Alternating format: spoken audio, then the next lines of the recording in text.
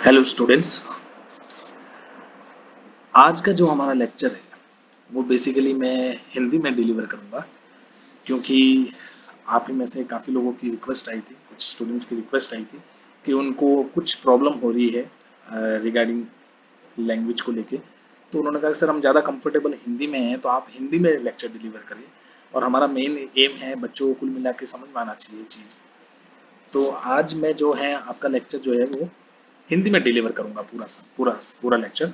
और ये बेसिकली एक एक्स्ट्रा लेक्चर समझिए आज के लेक्चर को, क्योंकि मैं इसमें पिछला जो लेक्चर है उसके बारे में थोड़ा बहुत डिस्कशन करूंगा कि पिछले लेक्चर में हमने क्या थोड़ा बहुत किया था, वो बेस बनाएंगे और फिर आगे चलेंगे।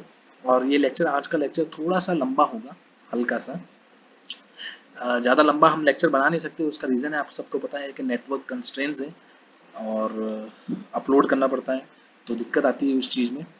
और एक चीज़ और मैं आपको बोलना चाहूँगा लेक्चर स्टार्ट करने से पहले, कि अब हम लोग जो है इस क्लास के बाद में यहाँ तक मैंने आपको बेसिक्स बहुत पढ़ा लिया। जब हम क्लास में जब पढ़ाते थे, जब आपके क्लास लेक्चर्स होते थे उसमें बेसिक्स बहुत हो गया, काफ़ी बेस आपका बन चुका है। अब आप लोग उसको रिवाइज करो।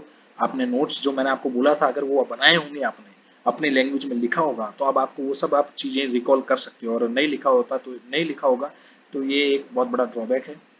ठीक है, अगर आपने लिखा होगा तो आप इसको रिकॉल कर सकते हो। और मैं चाहूँगा कि आप सारे वो नोट्स रिवाइज करो, ताकि एक स्ट्रॉन्ग एक बिल्डअप हो आपका, और आप उससे आगे उसको कैरी ओवर कर सकें। तो मैं आपको बस ये बताना चाहता था, क्योंकि आपको पता है कि अब हमारे मिड टर्म की जो है वो डेट अनाउंस हो चुकी है। नेक्स्ट मंडे से, मतलब ये जो मंडे आ रहा है, इस मंडे से ही आपका जो है मिड टर्म स्टार्ट हो जाएंगे। तो अब हम क्या करेंगे, थोड़ा सा हमारा जो पेस है उसको थोड़ा सा मैं स्पीड अप करूंगा, क्योंकि अब आपका बेस बन चुका है और आगे वाली चीजें हैं उनमें यही जो पुराना जो चीज है, जो पुराना हमने पढ़ रखा है उसका यूज होगा, उसको इम्प्लीमेंट करना है। तो अब हम थोड़ा सा उसको स्पीड अप करेंगे। और आप लोग इस लेक्चर को चाहे से दोबारा देख भी सकते हैं। अब तो ये अच्छा आपके पास ये भी है कि आप उसको दोबारा भी देख सकते हैं, इजीली धीरे धीरे भी देख सकते हैं, जैसे आपको समझ में आए। लेकिन मैं मेरी तरफ से थोड़ा सा स्पीड अप करूंगा ताकि हम उसको कर सकें। ठीक है दोस्तों, तो आज हम स्टार्ट करते हैं। मैं आपको, अच्छा एक चीज मैं आपको बताना चाहूंगा कि पिछले लेक्चर में मैं आपको ये वाला कर्व जो है वो समझा रहा था। टॉर्क स्लिप कैरेक्टरिस्टिक्स हमने समझी थी, और उस टॉर्क स्लिप कैरेक्टरिस्टिक्स में ये वाला कर्व जो है वो मैं आपको पढ़ा रहा था, उसको समझा रहा था। अच्छा एक चीज और कि मैं आज, क्योंकि हिंदी में लेक्चर डिलीवर कर रहा हूँ, तो मैं आपसे आपके कुछ कमेंट भी चाहूंगा। तो आप मुझे पर्सनल व्हाट्सएप पे टेक्स्ट कर सकते हैं कि आपको ये लेक्चर कैसा लगा, और मुझे आगे हिंदी में ही कंटिन्यू करना है या इंग्लिश में कंटिन्यू करूँ। तो आप मुझे एक पर्सनल टेक्स्ट मैसेज डाल सकते हैं, ताकि मुझे एक फीडबैक पता चले कि भाई कैसा आपके पास पहुंच रहा है चीजें। ठीक है। एक और स्टूडेंट्स का थोड़ा सा कुछ एक रिक्वेस्ट थी स्टूडेंट की, कि उसको पावर फ्लो डायग्राम जो था उसने बोला था sir power flow diagram of N induction machine, उसको आप एक बार थोड़ा सा रिपीट करो। तो उनके लिए मैं बोलना चाहूंगा कि क्योंकि अभी थोड़ा कंस्ट्रेन है, आपके माइंड मिड टर्म्स आ गए हैं, तो अभी तो ये पॉसिबल नहीं हो पाएगा। लेकिन हाँ, मिड टर्म्स के बाद में आपके मेजर में टाइम है, उस दरमियान मैं आपको एक video lecture power flow diagram पे वापस बना के भेज दूंगा। ठीक है। तो अब बढ़ते हैं हमारे आज के काम के लिए, आज के लेक्चर पे। तो ये पिछले टर्म में मैंने आपको ये टॉक स्लिप कैरेक्टरिस्टिक्स जो है वो अच्छे से आपको बताई थी। तो आज मैं क्या करूंगा कि थोड़ा सा इसको वापस रिवाइज कर दूंगा, ताकि ताकि आप ये जो पार्ट है टॉक स्लिप कैरेक्टरिस्टिक्स, चाहे एग्जाम में आपको इससे थोड़ा सा आए, but this is very important as far as your induction machine is concern. Induction machine पूरी की पूरी इस टॉक स्लिप कैरेक्टरिस्टिक्स के इर्द गिर्द घूम रही है। तो ये आपको समझ में आना बहुत जरूरी है। मैंने आपको पिछले लेक्चर में क्या बताया था कि कोई भी इंडक्शन मशीन जो है वो एक्सेलरेट कब होती है। इंडक्शन मशीन में दो टाइप के टॉर्क लगते हैं। एक होता है आपका जो इलेक्ट्रोमैग्नेटिक टॉर्क है, जो वाई एक्सिस पे है टॉर्क स्लिप कैरेक्टरिस्टिक्स में, इलेक्ट्रोमैग्नेटिक टॉर्क टीई। एक होता है आपका लोड टॉर्क। लोड टॉर्क क्या होता है, जो जो शाफ्ट पे, इंडक्शन मोटर है, मोटर का एक शाफ्ट होगा जो वो घूम रहा है, उस शाफ्ट के ऊपर जो एक्स्ट्रा लोड जो आप डाल रहे हो, जिस चीज को आपका घुमाना है मोटर के साथ, वो आपका लोड टॉर्क हो गया। ये देखिए यहाँ पर ये टीएल लोड टॉर्क दिख रहा है। एक और टॉर्क होता है, वो होता है फ्रिक्शन टॉर्क। ये इनबिल्ट होता है। भाई हर चीज का कुछ ना कुछ फ्रिक्शन तो हो गई। कोई प्रैक्टिकल, अगर प्रैक्टिकल मशीन की बात करें तो मिनिमम कुछ ना कुछ फ्रिक्शन तो हो गई, आइडियल मशीन तो है नहीं। तो ये 2-3 तरीके के टॉर्क हैं जिनको आपको बताना है। तो इस लोड टॉर्क और जो फ्रिक्शन टॉर्क होता है, इन दोनों को बेसिकली हमने पढ़ा था कि हम इन दोनों को क्या बोलते हैं, अपोजिंग टॉर्क, क्योंकि ये आपका अपोज करते हैं। और जो ये इलेक्ट्रोमैग्नेटिक टॉर्क है, ये वो टॉर्क है जो डेवलप होता है। हमने पढ़ा था कि कैसे इंड्यूस्ड ईएमएफ जनरेट होता है, फ्लक्स लिंकेज होता है, फिर इंड्यूस्ड ईएमएफ रोटर में जनरेट होता है, रोटर में करंट फ्लो करने लगेगा और उस हिसाब से रोटर में एक इलेक्ट्रोमैग्नेटिक टॉर्क जनरेट होगा, और वो इलेक्ट्रोमैग्नेटिक टॉर्क आपको रोटर को जो है वो घुमाएगा। और आपको पता है कि आपका जो रोटर है वो उससे ही बेसिकली इंडक्शन मोटर का शाफ्ट जुड़ा हुआ है, तो जैसे रोटर घूमेगा तो शाफ्ट भी घूमेगा। ये सब चीजें आपने पढ़ी हुई है। मैं आपको बेसिक आज वापस थोड़ा बहुत, क्योंकि हिंदी में है तो वापस बताना पड़ता है, ठीक है सब। अब ये एक चीजें और देख लिया आप कि इस ग्राफ को आप देखिए वापस से। इस ग्राफ में मैंने आपको बताया था कि एक कोई भी मोटर स्टार्ट तब होगी जब उसका जो स्टार्टिंग टॉर्क है वो लोड टॉर्क से बड़ा हो, क्योंकि मैंने आपको बोला था कि टीई जो इलेक्ट्रोमैग्नेटिक टॉर्क, टीई माइनस जो अपोजिंग टॉर्क है, load torque plus friction torque जो भी बोलोगे, टीई माइनस टीएल, ये जो होता है टीई माइनस टीएल, ये अगर पॉजिटिव आया, इसका मतलब कि टी जो है वो ग्रेटर देन टीएल हो गया।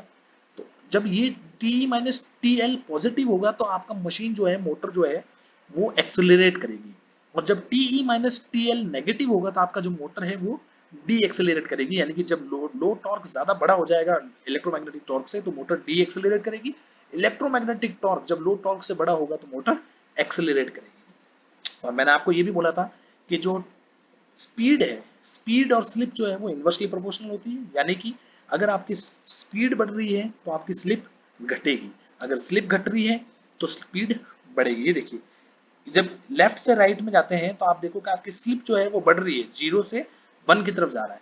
तो आप देखोगे जब लेफ्ट से राइट जाएंगे तो स्पीड जो है वो घट रही है, ठीक है। Synchronous speed ns equal to synchronous speed है, तो सिंक्रोनस स्पीड से यहाँ पर 0 पर जा रही है। और जब राइट से लेफ्ट साइड में जाएंगे तो 0 टू ns बढ़ रहा है, स्पीड बढ़ रही है और स्लिप घट रही है।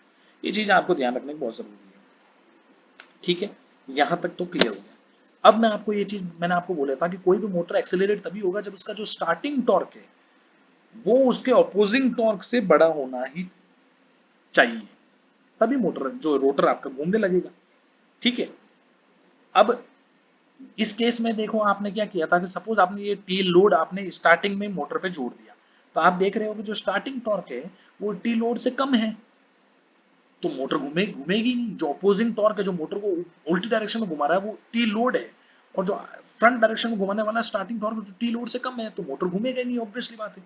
तो जब मोटर घूमेगा नहीं तो ऐसी मोटर ये स्टार्ट ही नहीं होगी। तो ऐसी मोटर के लिए मैंने आपको क्या बोला था, स्टार्ट करने का क्या तरीका है कि इस लोड टॉर्क को हटाओ और फिर आप क्या करो कि इसको नो लोड पे रन करो। और नो लोड पे आपको पता है कि ऑपोजिंग फोर्स के कौन सा, एक ही ऑपोजिंग फोर्स अवेलेबल होता है, एक ही ऑपोजिंग टॉर्क अवेलेबल होता है नो लोड पे, वो होता है फ्रिक्शन टॉर्क। जो आपका शाफ्ट का जो फ्रिक्शन होता है वो ही एक ऑपोजिंग फोर्स होता है आपके पास। तो आपने देखा कि ये स्टार्टिंग टॉर्क इस फ्रिक्शन टॉर्क से बड़ा है तो ये एक्सेलरेट हुआ, टीई, ये टी स्टार्टिंग क्या होगा टीई, और आपका ऑपोजिंग क्या है टी फ्रिक्शन, तो टीई माइनस टी फ्रिक्शन इस केस में पॉजिटिव आ गया तो एक्सेलरेट हुआ, एक्सेलरेट हुआ, यहाँ पर गया, अभी भी टीई जो है बड़ा है टी फ्रिक्शन से, यहाँ पर गया, यहाँ पर गया, टीई बड़ा है टी फ्रिक्शन से, और यहाँ पर आ गया, यहाँ पर जो है टीई आपका टी फ्रिक्शन के बराबर हो गया। तो अब यहाँ पर मैंने आपको बोला था कि ये, और ये ऑलमोस्ट देखो इस पॉइंट पे अगर यहाँ पर आ जाता तो ऑलमोस्ट जो है रोटर वो यहाँ पर आ जाता तो सिंक्रोनस स्पीड पे घूमने लग जाता। लेकिन मैंने आपको बोला था रोटर सिंक्रोनस स्पीड पे कभी भी नहीं पहुंचता, क्योंकि फ्रिक्शन टॉर्क है। और यहाँ पर बैलेंसिंग जैसी हो जाएगी, जैसी टॉर्क टीई इलेक्ट्रोमैग्नेटिक टॉर्क और ऑपोजिंग टॉर्क इक्वल हो जाएंगे तो आपका एक्सेलरेशन 0 हो जाएगा। क्योंकि मैंने आपको बोला था टी माइनस टी ऑपोजिंग जो होता है वो आपका एक्सेलरेशन होता है, जो भी आउटपुट आता है, और टी अगर इक्वल्स टू टी ऑपोजिंग आ गया तो आपका एक्सेलरेशन 0 हो गया। एक्सेलरेशन 0 हो गया इसका मतलब क्या है, dv बाई dt 0 हो गया। एक्सेलरेशन क्या होता है, rate of change of velocity. तो अगर एक्सेलरेशन 0 हो गया इसका मतलब rate of change of velocity आपकी 0 हो गई। Rate of change of velocity अगर 0 हो गई यानी कि वेलोसिटी आपकी कांस्टेंट हो गई, तो हम बोलेंगे कि इस पॉइंट पे आपकी जो है वेलोसिटी कांस्टेंट हो गई, ठीक है। ये मैंने आपको बोला था नो लोड के केस में। तो ये कांस्टेंट वेलोसिटी पे यहाँ पर वो घूमने लग गया रोटर आपका, और वो ऑलमोस्ट सिंक्रोनस स्पीड के आसपास है। सपोज सिंक्रोनस स्पीड आपकी 1500 आरपीएम है तो ये 1470 समथिंग 1470 आरपीएम पे ये घूमेगा मोटर, रोटर आपका। फिर अब मैंने बोला था कि अब आप इस केस में एक लोड टॉर्क अप्लाई करो। अब जैसे ही ऐसे मोटर पे आप लोड टॉर्क अप्लाई करोगे तो आप देखोगे कि जो लोड टॉर्क है, जो ऑपोजिंग टॉर्क है, उसकी वैल्यू जो इलेक्ट्रोमैग्नेटिक टॉर्क से ज्यादा होगी। ये यहाँ पर टीएल है और ये आपका टीई के बराबर है, तो ऑब्वियसली लोड टॉर्क है वो टीई से ज्यादा है। अब क्योंकि आपका मोटर ऑलरेडी रोटर घूम रहा था 1470 आरपीएम पे समथिंग पे, तो अब वो टीएल बड़ा हो गया टीई से, तो टी माइनस टीएल जो है वो नेगेटिव हो गया, तो आपका ये डी एक्सेलरेट होगा। और मैंने आपको बोला डी एक्सेलरेट होना मतलब कि रोटर स्पीड डिक्रीज होना, और रोटर स्पीड अगर डिक्रीज होगी तो हम कहाँ से किधर जाएंगे, लेफ्ट से राइट की साइड में घूमेंगे। तो लेफ्ट से राइट में जाएंगे तो हम ये इस एरो के डायरेक्शन में ऊपर जाएंगे, और जैसे ही यहाँ पर पहुंचे तब हमारा जो है वो टी इलेक्ट्रोमैग्नेटिक टी लोड के बराबर हो जाएगा।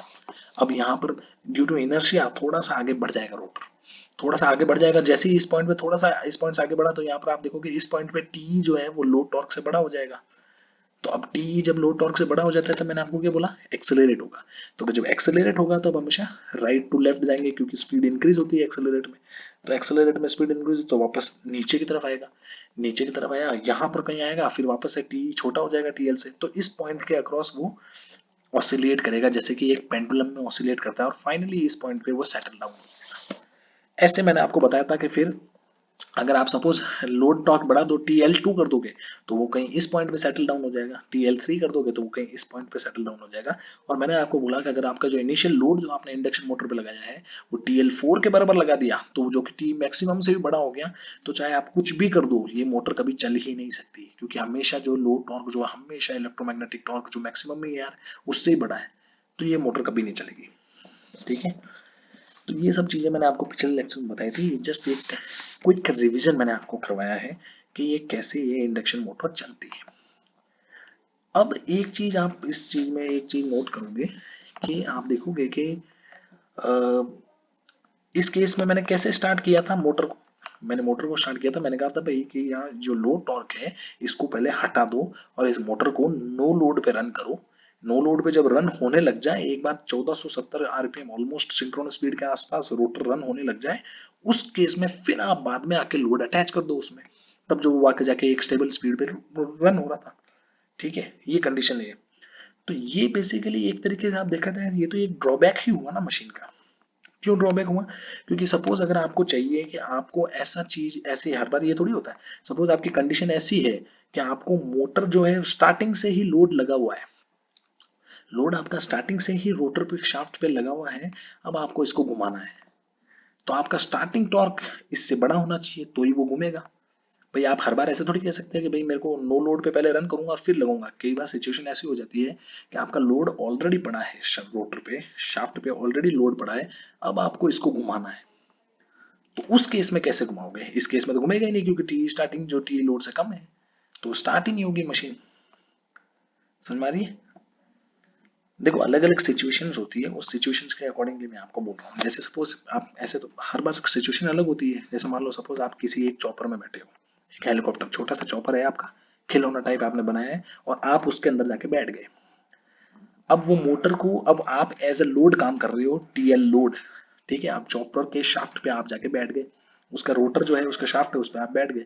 अब वो चॉपर घूमेगा, वो मोटर घूमेगी और वो चॉपर को ऊपर लेके जाएगा। ठीक है, अब वो चॉपर वाला यूं थोड़ी हो, आपको चॉपर यूं थोड़ी बोलेगा कि आप जो टीएल लोड है साहब एक बार आप नीचे उतरो, क्योंकि आप एक बार बैठ गए तो मेरा ये स्टार्टिंग टॉर्क से ज्यादा हो गया आपका, तो आप नीचे उतरो, मैं नो लोड पे पहले घूम के आऊंगा फिर आप कूद के उसमें बैठ जाना, ऐसे थोड़ी बोलेगा। क्योंकि क्योंकि अगर ऐसा बोला उसने तो फिर मामला जमेगा नहीं। ठीक है, तो ये तो वो बोल ही नहीं सकता कि आपको, तो इसका मतलब ऐसे उस केस में आपको क्या करना है, उस केस में आप जो है चॉपर के ऑलरेडी अंदर बैठ चुके हो और अब आप चाहते हो कि आपका स्टार्टिंग टॉर्क जो चॉपर का इतना ज्यादा हाई हो कि आपको डायरेक्टली वो स्टार्ट हो जाए, मतलब वो नो लोड पे रन करने की जरूरत ना पड़े, है ना। तो कुछ ऐसा प्रोविजन होना चाहिए, तो वो वहां ये जो प्रोविजन है ये बेसिकली आपको मिलता है एक, इसको एक तो मैंने आपको बताया था स्लिप रिंग इंडक्शन मोटर होती है, एक होती है आपकी सॉरी एक मैंने आपको बताया था स्क्विरल केज इंडक्शन मोटर होती है, दो टाइप की इंडक्शन मोटर मैंने आपको बताई थी, स्क्विरल केज इंडक्शन मोटर, एक होती है स्लिप रिंग इंडक्शन मोटर। तो मैंने आपको फायदा बताया था स्लिप रिंग इंडक्शन मोटर का, कि स्लिप रिंग इंडक्शन मोटर में हम एक्सटर्नल रेजिस्टेंस जो है वो ऐड कर सकते हैं, रोटर एक्सटर्नल रोटर रेजिस्टेंस हम ऐड कर सकते हैं। तो उसका मैंने फायदा बताया था, उस रोटर रेजिस्टेंस ऐड करने का फायदा क्या था कि वो आपका स्टार्टिंग टॉर्क रोटर रेजिस्टेंस जो है वो इंक्रीज कर देता है। तो अब ऐसे केसेस में आपकी स्लिप रिंग जो इंडक्शन मोटर है वो ज्यादा फायदेमंद रहती है।